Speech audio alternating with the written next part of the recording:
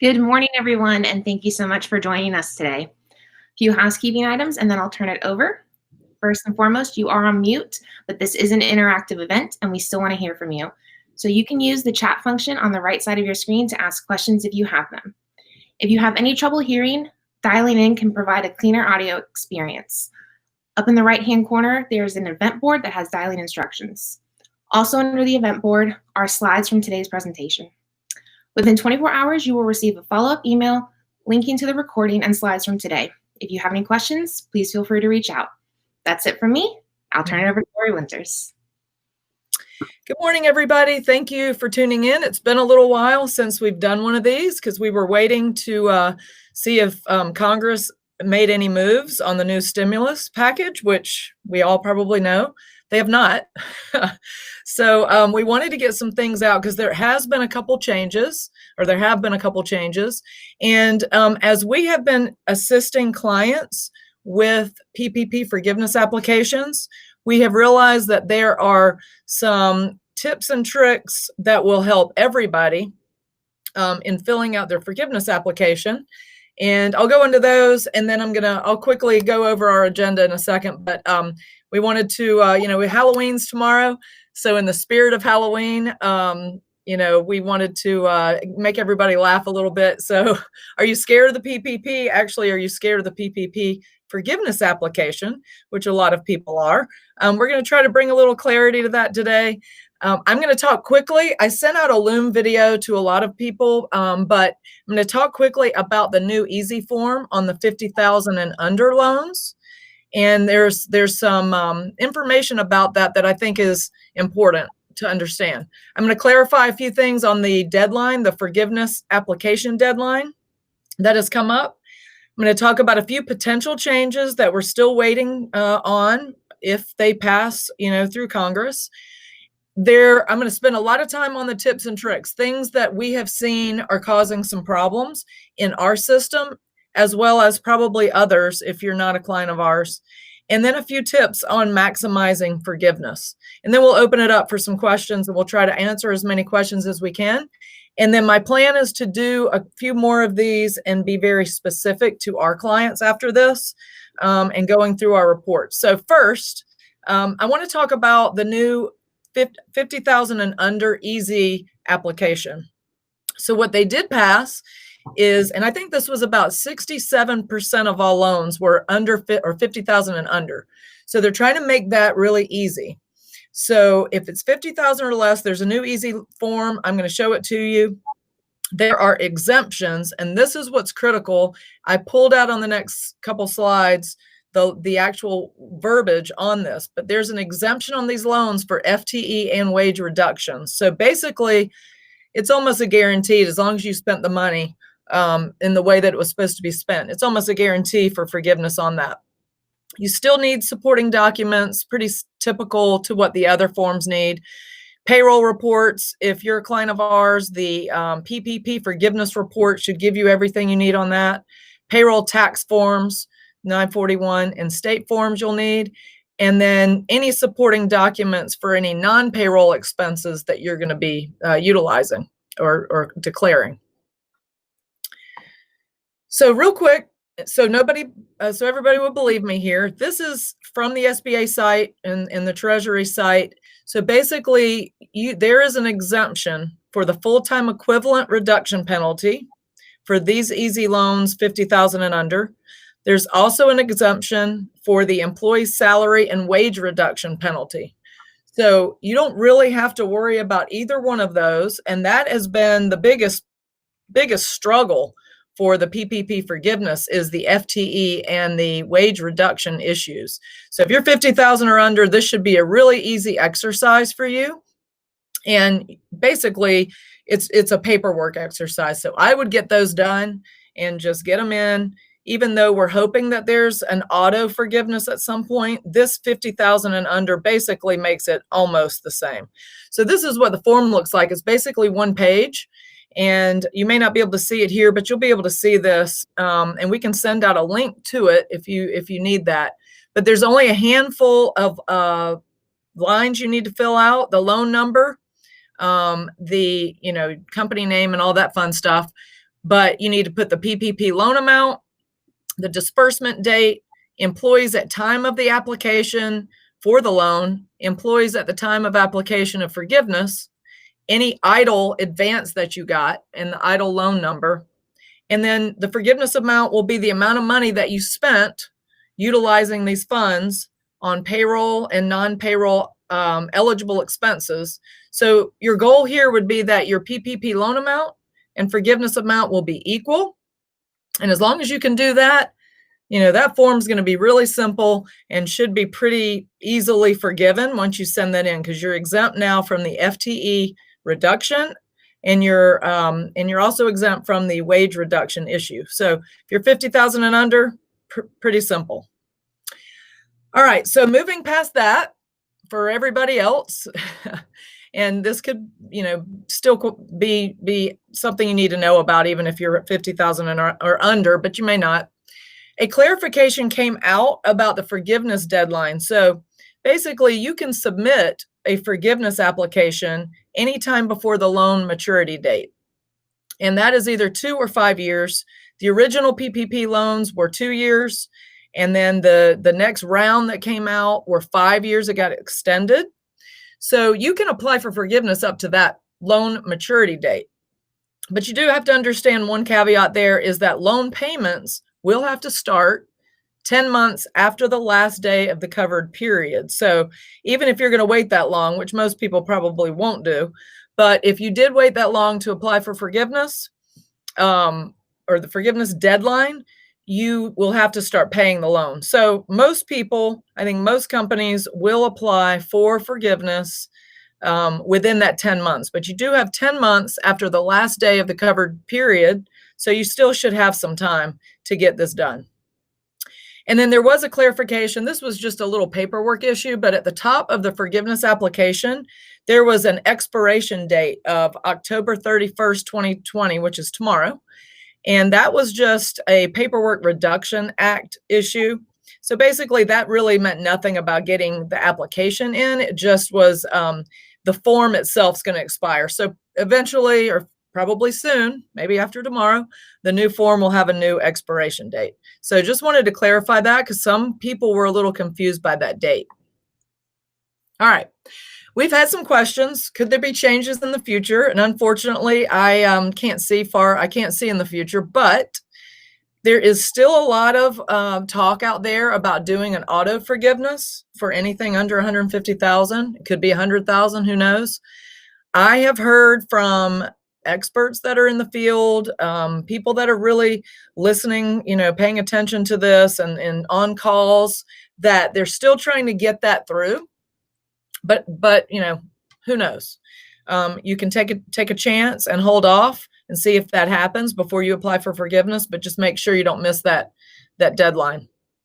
And then deductions for expenses. This is a big one. I'm sure any CPAs out there are dealing with this or will be dealing with this with their clients. So right now, there was, the PPP money was told that anything forgiven will not be income. But also, on the flip side, you can't use your expenses that went against the PPP money as deductions. So so basically what that could mean is your profit margin will be increased by that amount. So we are waiting, and people that I know that have been on these calls feel pretty confident that eventually that this will pass, that the deductions for expenses on what the PPP money was used for will pass. But I mean, we sure hope so. Otherwise, there are going to be some companies that are upset because they're going to have a higher profit margin by that amount of the PPP money.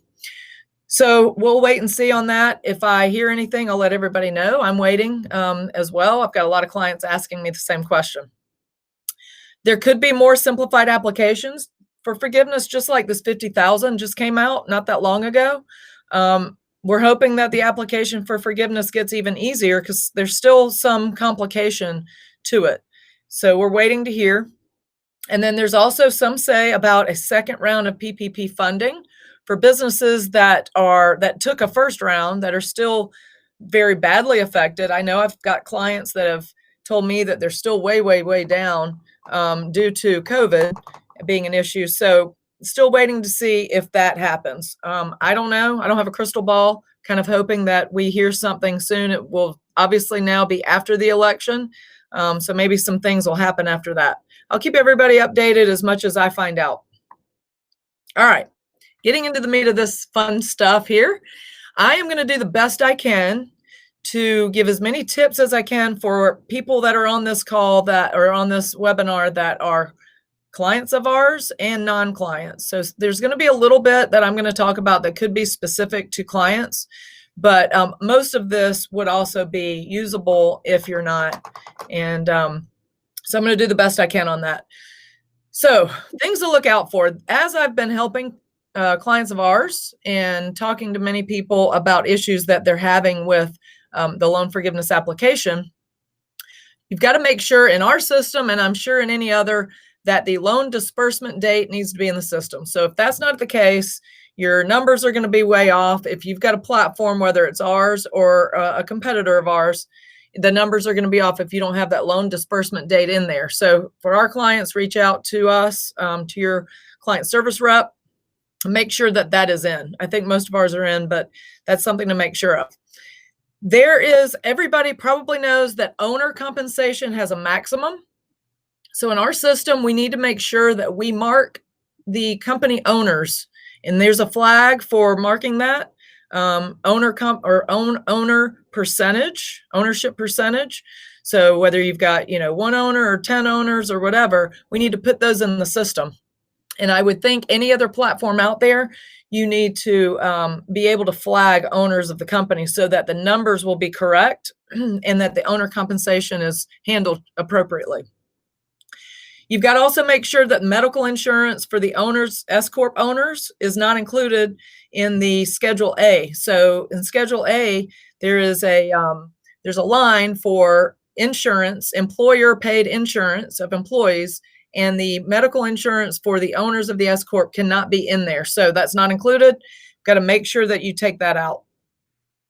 And then this was a question that I've seen multiple times. And, do you have to wait the full 24 weeks, or can you, if you choose the 24 over the 8, do you have to wait the full 24 weeks? And you do not need to. You can do it anytime when the money runs out. Okay.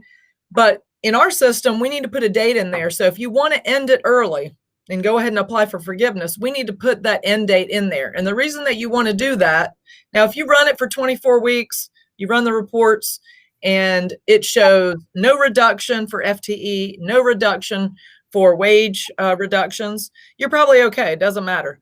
But if you're seeing something and you want to be able to put that date in, because putting the correct date in, say you're a company that you feel like you've run out of the money and you're probably going to have another round of layoffs. If you've got to reduce headcount after the funds run out, putting that date in will help with your FTE count. Okay, you could have still an issue on wage reductions, but your FTE count will be affected positively if you put a date in there for when you want to end it. So just know that you can end it at any time. Just be careful. There's some nuances around FTE count and around wage reductions for that situation. So you've got to balance that. It's kind of like, it's kind of a little bit of an art, not a science, and we can help with that.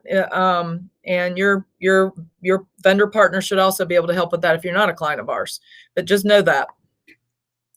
This has come up multiple times. If you have active employees, and I don't know other systems as well, but this could be an issue of any system. If you have active employees in that did not get paid during the covered period, you will want to go and term them out of any platform, any system, because if you have employees that are still in a system and they're showing active during the covered period, they're going to have no wages. So it's going to look like you have a wage reduction. If they were paid in Q1 of 2020, and you termed them, or they termed, or they left, but they're still in the system during the covered period, you're going to show wage reductions that you should not have. So make sure that you terminate any active employees in any system you're using on the actual term date of when they left. Another thing that most systems should be capable of, and ours is for sure, is that make sure that, there are FTE exceptions that you can use. So if someone was terminated for cause, in our system, you need to go flag that. There are multiple, you can go flag that. There's a lot of different options for flagging that employee as terminated for cause. If they requested, and I've got a lot of clients that had this, they requested reduced hours, you can flag those people. If they declined an offer to be rehired, obviously it has to be at the same pay rate. But if they declined an offer to be rehired, obviously keep the document, you need this documented.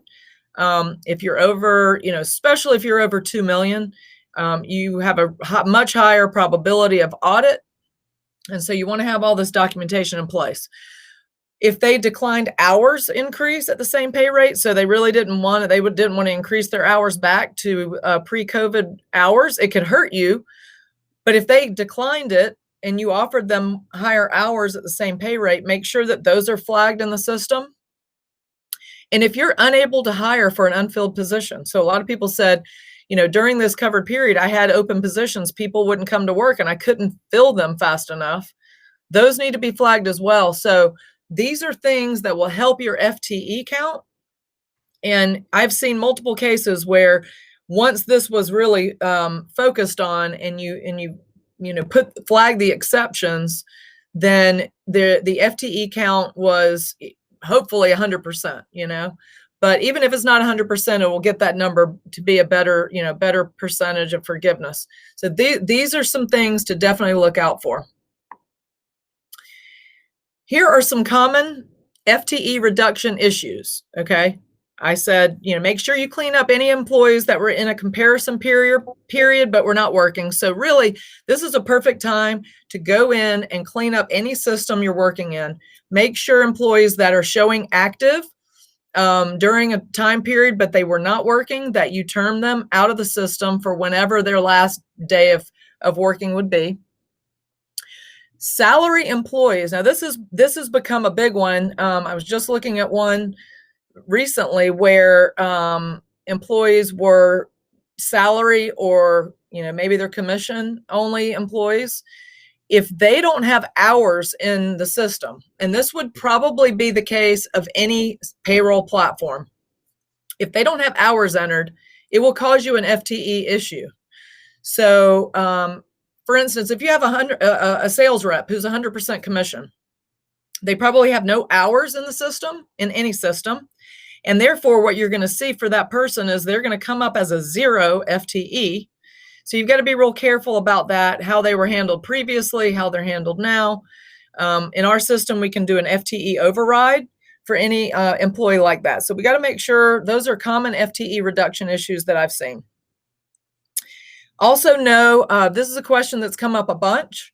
So understand Table 1 and Table 2. And next week, I'm going to do a recorded webinar, I think, of going through our reports. And our reports basically have a tab at the bottom for every single item that you need for the application for forgiveness.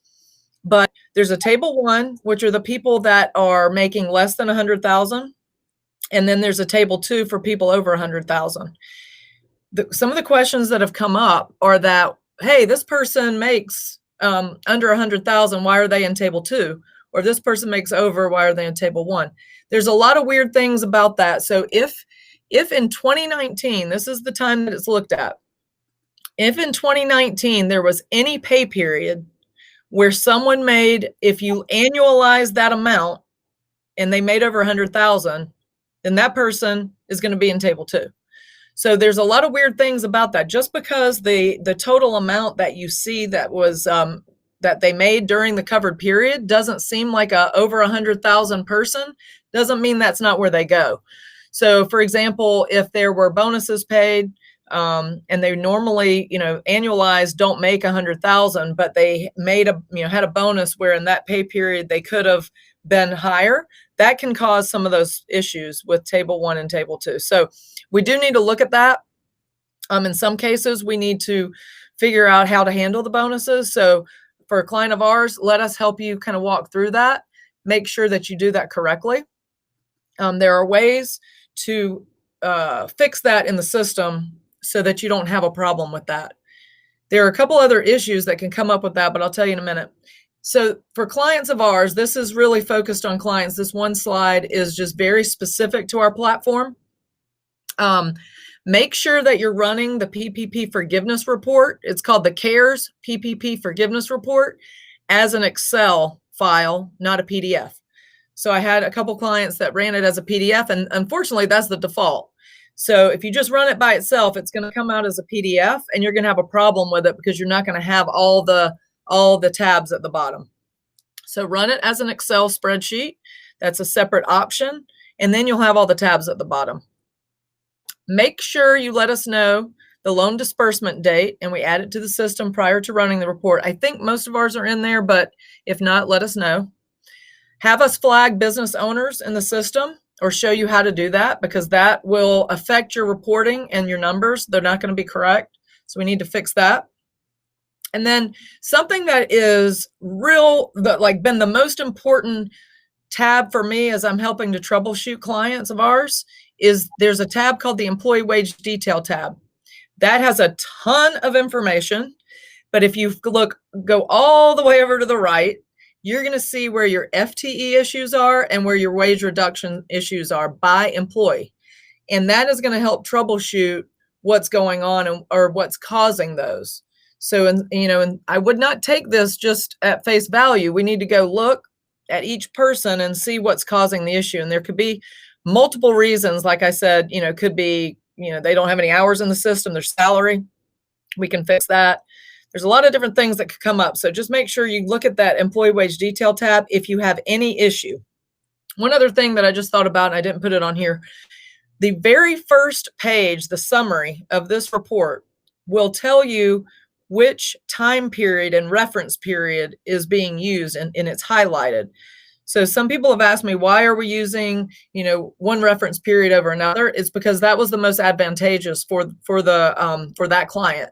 And so you'll see why certain things are picked. It's highlighted because it's more advantageous from an FTE or wage reduction perspective. So those are basically some of the iSolved tips. We're going to also do some more of these where I'm going to fill out the PPP application and send out a recorded webinar of that and going through our specific report. So for current clients of ours, we'll just look for that. That's coming out next week. Okay. The last thing I want to talk about before I start answering questions is, some tips that I've seen on maximizing forgiveness. There's been a question about, what about 8 weeks? What about 24 weeks?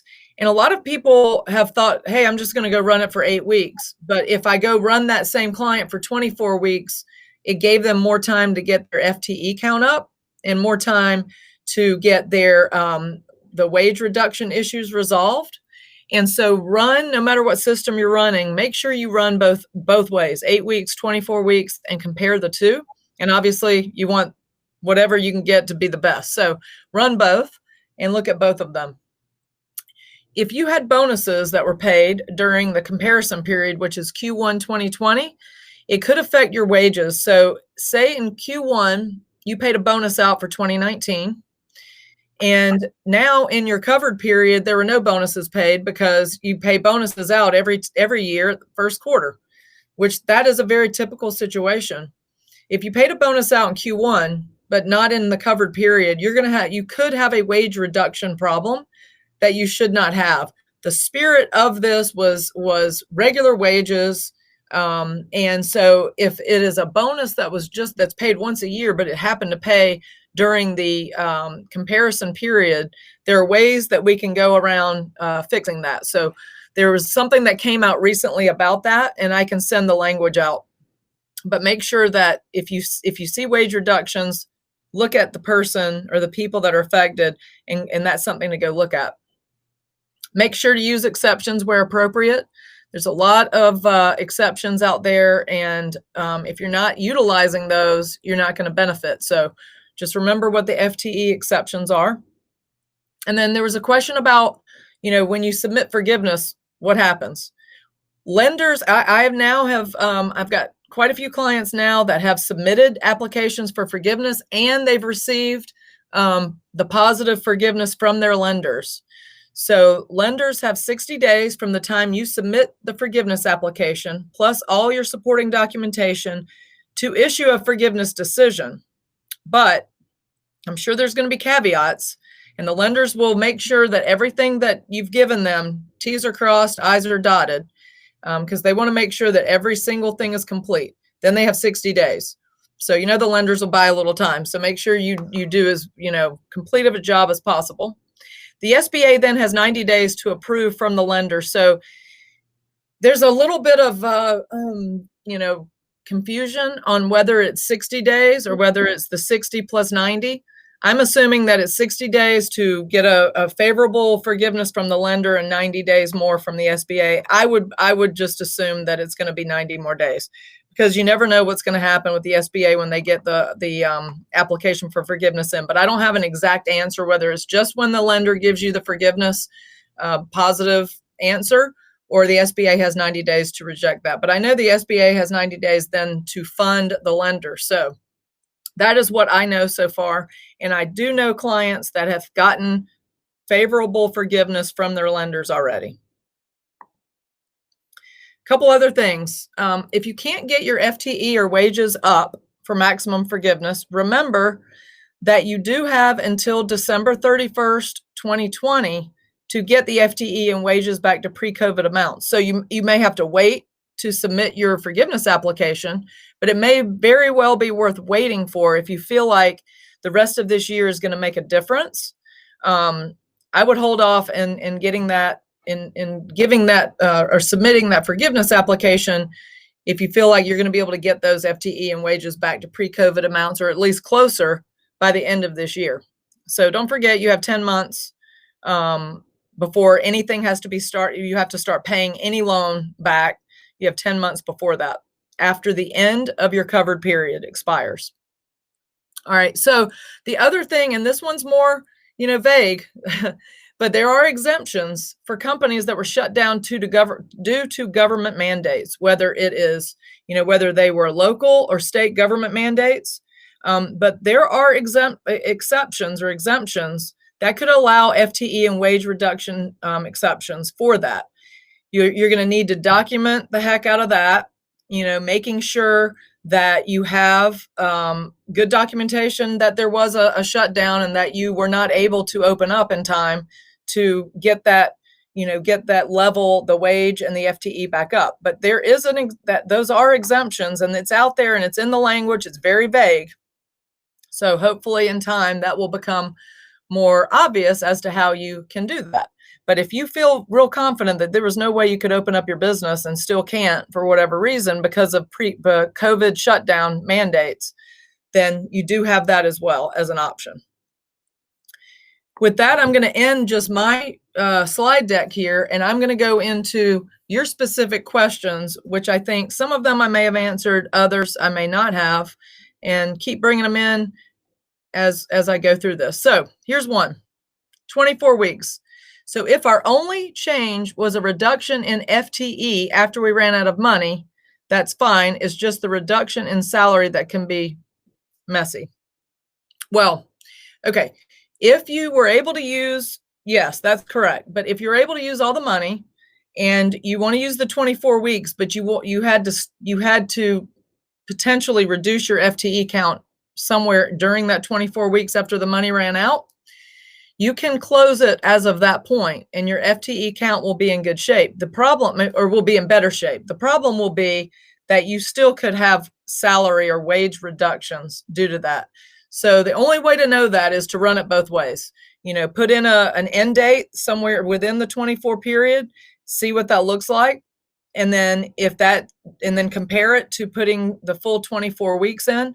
The reason that the wage reduction is an issue is because if you choose 24 weeks, any wage reduction by employee has to be calculated over the full 24 weeks.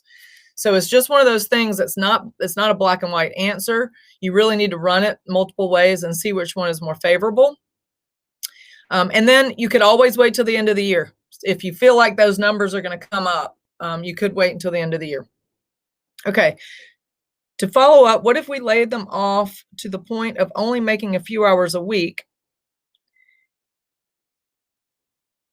someone from full-time to significantly reduced hourly work, is that different from forcing someone to work 40 hours at a reduced pay? Well, yeah, I mean, they're going to look at wage. So it will either be an FTE issue or a wage reduction issue, right? So if you kept them and they're working full time, but they're making less money, your FTE count will be fine, maybe a 1-to-1. But if their rate of pay or, rate or hourly rate of pay or wage annualized, if their rate of pay during that time, then that's going to be your issue. So you really just have to calculate it. I wish there was a more easy answer to that. Is the 100,000 wage limit for forgiveness based on an employee's wages in 2019 as submitted with the loan application, or is it based on wages in 2020? It's based on wages in 2019. So that's why sometimes I've seen a couple of our clients confused because in 2020 they were increased, but they're showing up in table 1 because it's looking at 2019 wages for the 100,000. Barb, are you still on?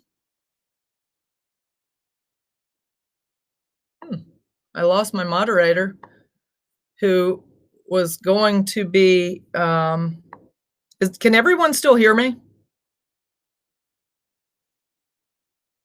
Yes, thank you. I guess the only person that cannot is my moderator, and I wanted to ask some of these questions. So this is going to be a little bit iffy here, but I'm going to do it anyway. I was asked, let's see, any more changes anticipated? And I think I answered that. We don't know for sure, but there are some things that could potentially be anticipated. Let's see. Documentation required. So the documentation that's required for PPP forgiveness depends on which forgiveness form, but for the most part, you're going to need your quarterly reports, state, federal, which you should be able to get from any of your payroll vendors or from us. You're going to need a report that shows wages. And if you use a payroll vendor, for us, it will be the PPP forgiveness report. Others, you should be able to get something very similar. You need documentation for non-payroll eligible expenses, such as lease agreements for rental space, mortgage interest agreements, utility. So those are the things you're going to need. You're also going to need the health insurance, medical, your health insurance bills. You'll need that, 401k, employer cost. Even though in our report, if we're running benefits in our system for you, you'll be able to get those numbers, but you'll need some backup for that. So that's basically what you're going to need. How are you dealing with clients that were not on your platform all of 2020 or all of 2019? Well, if they were a client of ours in 2020, their wages will have been loaded for all of 2020. We will normally import wages from the last year as well, from 2019.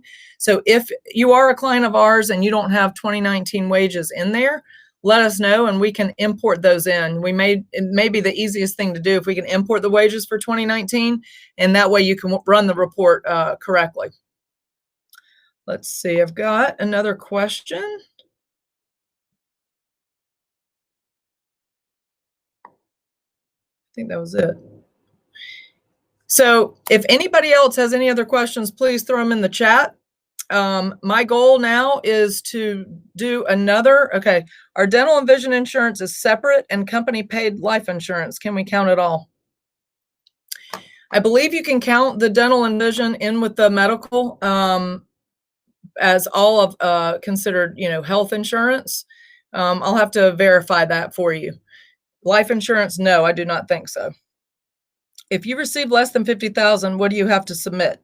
You have to submit I think it's a 3805S. It's the easy form. And then you have to submit the required documents are 941, the state tax returns, a report out of the payroll system showing wages, and any of the non-payroll eligible expenses. Internet and phone, yes, that's considered utility. So those would be included as well. Initiate FTE overrides. So if you need to initiate FTE overrides with us, please reach out to your customer service team or rep. Let them know that we need to do some FTE overrides for the PPP, and they can do that for you. After this, Barb, who was moderating, who we lost, hope she's okay. Could be a power outage due to the storms in Georgia here recently, but she was going to send out to current clients of ours an opportunity to schedule time on my calendar if you have specific issues that you need to talk about, because there's a lot of these that are fairly simple. And if you run them and you have all the right things in there, you run them and you get 0 and 0 and everything's looking good. But there's a lot of nuances, a lot of companies with specific issues. And Barb is going to reach out to clients that are on here and allow you to, or give you the chance to schedule time with me, and we'll do one-to-one, and I'll help you through that. Let's see. Lori, I am back, kind of. Oh, there you are. I thought we lost you. It was a power outage. I'm dialing in from my phone. I still don't have power, but I'm back. She's here. I was worried about you. I figured it was probably a power outage. Yeah. I was going to have you read any more of the submitted questions, but I have a couple others. It says, can you tell us how to mark owners ourselves? Yes. In our system, you would go into the employer, into the employee category under employees, and then there's employment. There's an employment tab. And in the employment tab, you should see a screen, and down at the bottom, it says ownership. And you would edit that and put in an ownership percentage. Just know that anybody over 5% needs to be put in there, and you need to have it equal to 100. So if you have a 50-50 owner, put both of them in and put 50%, 50%. If you have an issue after that, let me know, and I can send out a Loom 2-minute video and show it to you. So, but it should be under the employee category, and under employment, there's a screen where ownership is at the bottom. If you don't see that, let me know. Barb, do you want to read any of the questions out? I read maybe the first couple. Okay. If you went through a bank to get your PPP loan, do you have to wait on them starting to accept forgiveness applications, or can you go ahead and start it? You have to wait for them. The lender, so what I've seen with Truist, which was SunTrust, BB&T, is that they were rolling out the forgiveness application portal in waves. And you could not submit an application for forgiveness until they sent something out to you. So it depends on the lender, and you have to wait for them. The lender has 60 days to make an approval decision. So you need the lender to approve it. Okay. This person was funded back in May for $61,000. They had 6 employees and furloughed 2 right after that. One came back, but the other one found another job. They used up their PPP funds in July. What is their time period to begin seeking forgiveness? So if somebody left and yes, well, if that company has the ability to, so that person left and they were not able to refill that would be an exception. And you could put that in the system that not able, that person could be in as an exception or an exemption, and then that FTE will not count. So the right way to do that is to put them in as an FTE exception. And if you reach out, if that's a client of ours, you can reach out and we can have the customer service rep fix that for you. Awesome. Someone said that they sent in their loan forgiveness application last week, and they wanted to know when they get a response. You said within 60 days, according to lenders, right? The lender has 60 days to come up with a response for forgiveness amount, forgiveness response. They have 60 days. But I'm sure some of the lenders are going to say, well, you didn't have a completed application. We all know how that goes. So the more accurate and complete the packages that you submit, the better off you are. And then you'll have 60 days they have 60 days from then to let you know.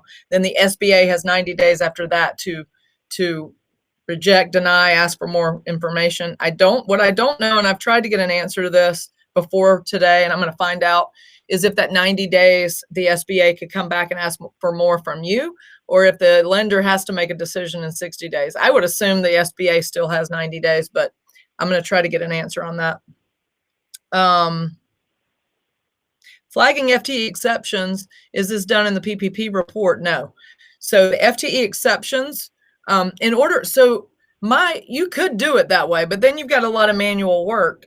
My recommendation would be to have us help you with the FTE exceptions. We can set up the exceptions, the exception options, and you could go into the system and by employee put in the exceptions that you want based on what the exception is, because we won't know that. We're not going to know if they weren't, if they were fired for cause, or if they were refused to come back or something like that. But we need to set up the exception for you. And then you can go in and we'll show you how to go in and flag those employees.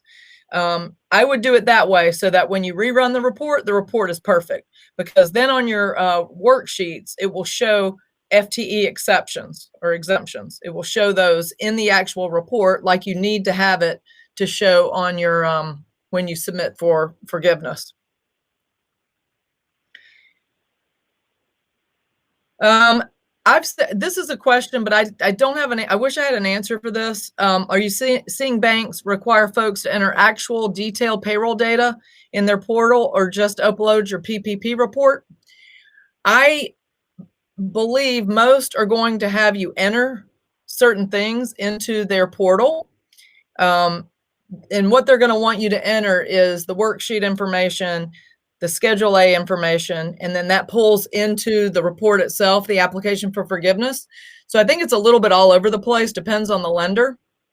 But what I have seen is that the report, our PPP report is perfect information, a perfect report to submit with this, where they're not going to ask for a million different things. So if you submit that with it, along with you're going to need to, it's kind of like when we applied for the loan to begin with, and we had to submit a lot of different backup information. So it'll be similar to that.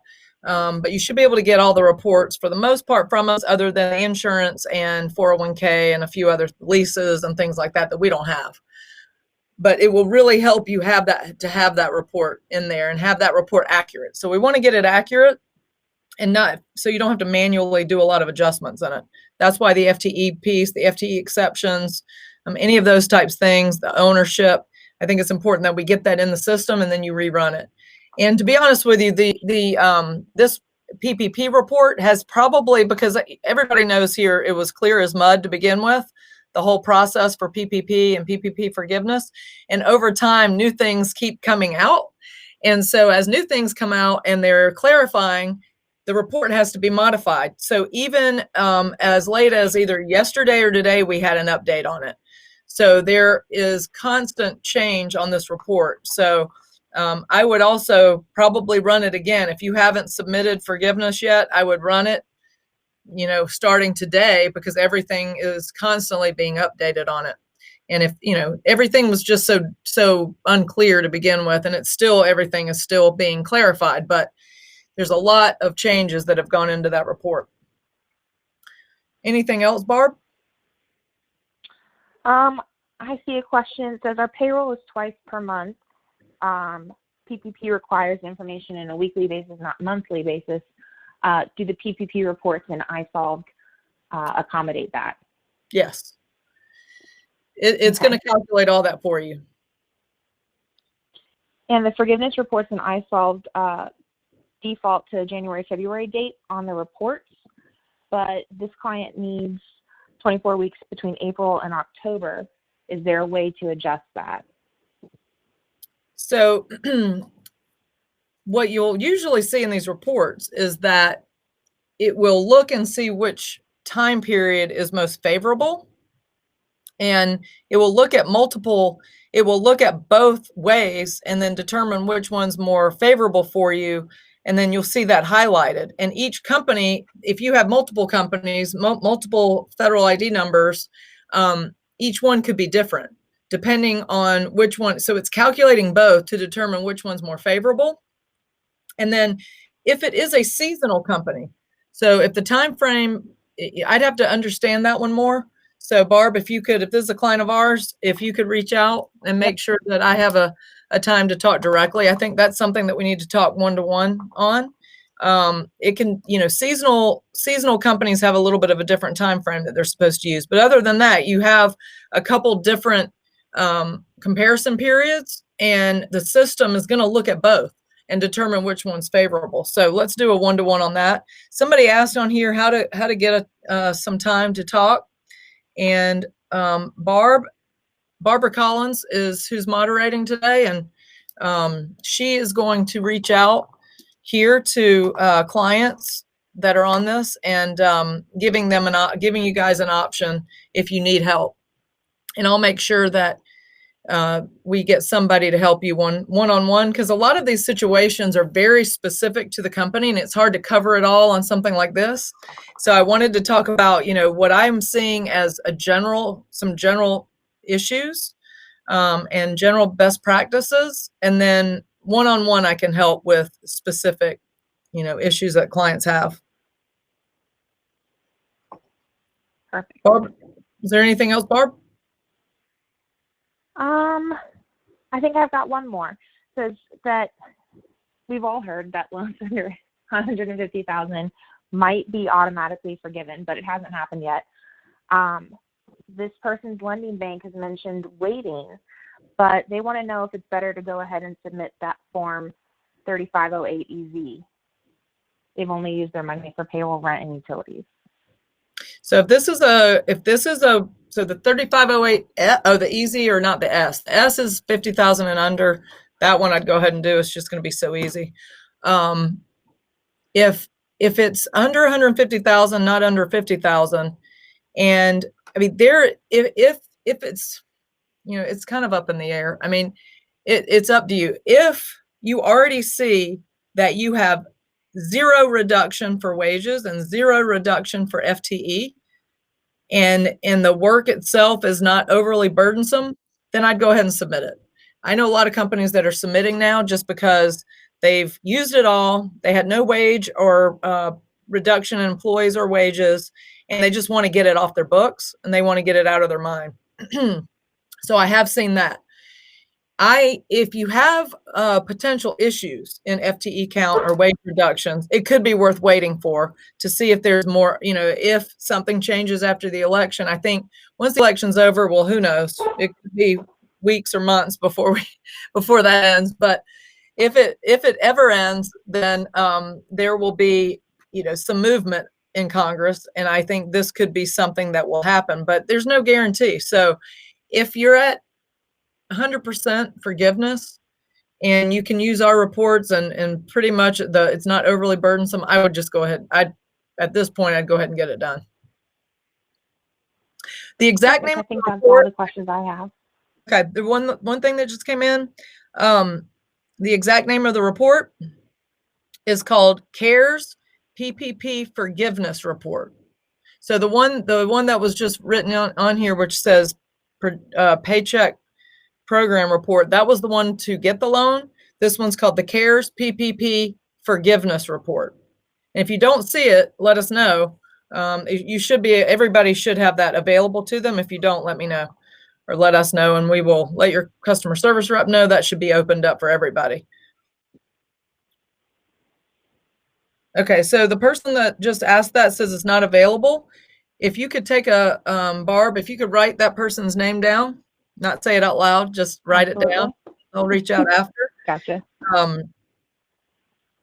Yes. So when running the report, where do we input where we ran out of the money? And if you want to try to put an end date and see if it helps your FTE count, if you run it for the full 24 weeks and the 24 weeks is over and you've got no forgiveness problem, then you really don't need to put a date in there of when you ran out of money. You don't need to do that. The only reason you would want to do that is if you had to lay people off after a certain date, and then we can put that date in there and run it both ways. You can run it the full 24 weeks. You can run it for the weeks that with an end date of when you ran out of the money before you had to make a reduction in headcount. And then I would compare it. Doesn't mean it's going to fix it, but I would compare that. That's something that we have to do. So if you could reach out to your customer service rep or customer service team, they can do that for you. And Barb is also going to send something out so I can also help with that. I think that's it, Barb. Thank you. I'm glad you got back on and helped me out there. Thank you so much for everybody's time. I know that there are so many questions around this, and I'd love to individually help each person. And I know I can't do that in this format, but anybody that needs additional help, please let your customer service rep know. But Barb will also be sending something out to our clients that are on here to be able to set up time with me, and I'll make sure that we get that scheduled in the next week and try to get as much of this stuff knocked out as possible, because our goal is to get everybody as much of their 100% forgiveness as we can. And if you're not a client of ours, we'd love to have an opportunity to talk to you one day. I hope that this has been valuable for everybody, and I guess happy Halloween. Thank you so much. Thanks, everyone. Thank you. Bye. Have a great weekend.